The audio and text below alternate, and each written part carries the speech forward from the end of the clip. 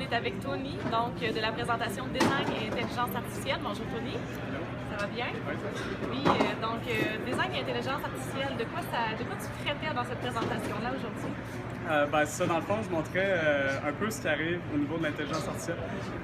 Comment dire, il y avait deux parties à ma présentation. La première partie, je verbalisais un peu, je rendais plus accessible c'est quoi l'intelligence artificielle, dans le fond, comment est-ce que ça fonctionne. J'ai un peu montré, je parlais de deep learning, je parlais d'apprentissage, tout ça.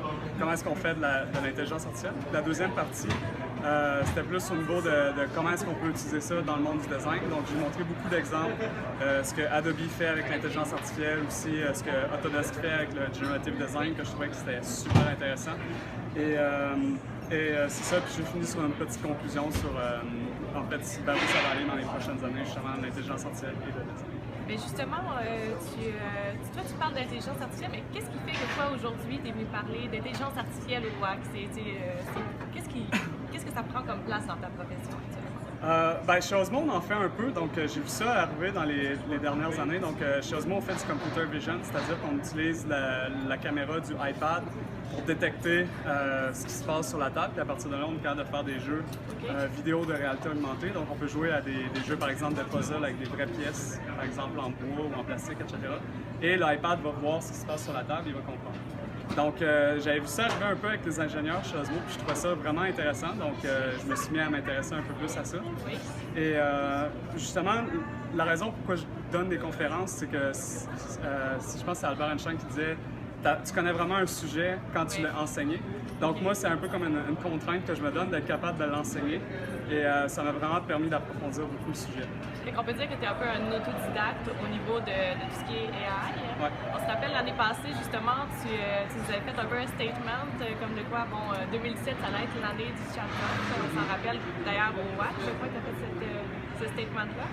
Qu'est-ce que tu dirais que c'était quoi le grand message de ta présentation de cette année? Cette année, je pense que ça rejoint un peu ce que j'avais dit l'année passée. L'année passée, je parlais des chatbots avec l'intelligence artificielle. Je disais, ça s'en vient, ça s'en vient. Puis là, on le voit cette année, tout le monde en parle aussi. Oui. Puis là, je pense que même au-delà des chatbots, il y a tellement d'utilisation incroyable de l'intelligence artificielle. Je pense vraiment que ça va révolutionner le design complètement. Puis c'est vraiment de ça que je parlais aujourd'hui. Juste avec, par exemple, le Generative Design, on peut créer des millions de solutions de façon instantanée avec l'ordinateur. Donc, ça va vraiment changer complètement le processus du design, du designer.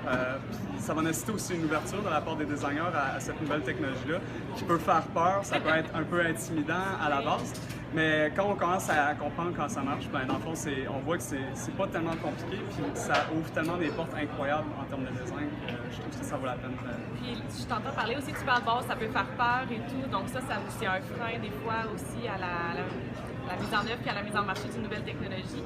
Si tu avais un autre frein à identifier justement pour que ça se démocratise finalement l'utilisation des intelligences artificielles, ça serait quoi ça pour toi?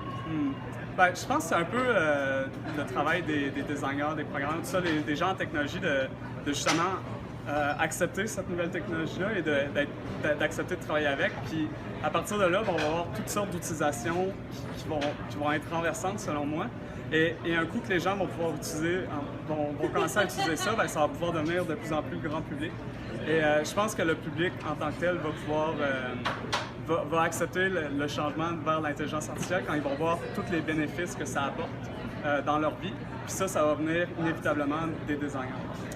Donc, l'année passée, tu nous parlais de chatbot. Cette année, tu nous parles d'intelligence artificielle, des grands défis qui s'accompagnent de ça. Pour toi, c'est quoi la prochaine étape? Qu'est-ce qui se passe pour toi en 2018? Donc, j'ai présenté aujourd'hui, j'ai parlé pas mal de Generative Design. Je trouve que c'est incroyablement fascinant, en fond, comment on peut utiliser ça. Dans le fond, là, je peux passer vite, c'est comment est-ce qu'on utilise l'évolution et la sélection naturelle pour faire évoluer un design avec l'ordinateur. Ça change complètement la manière qu'on approche un projet de design. Donc, d'après moi, dans les prochaines années, ça va devenir un peu plus mainstream. Il va y avoir pas mal plus de gens qui vont en parler. Les gens vont commencer à l'utiliser beaucoup plus. Donc, il y a ça, il y a tous les nouveaux projets au niveau d'Adobe Sensei, entre autres. Donc, je pense qu'on va voir dans les prochaines années vraiment une explosion des possibilités. Puis personnellement, je suis vraiment excité par ça. Tu as l'air super enthousiaste en tout cas.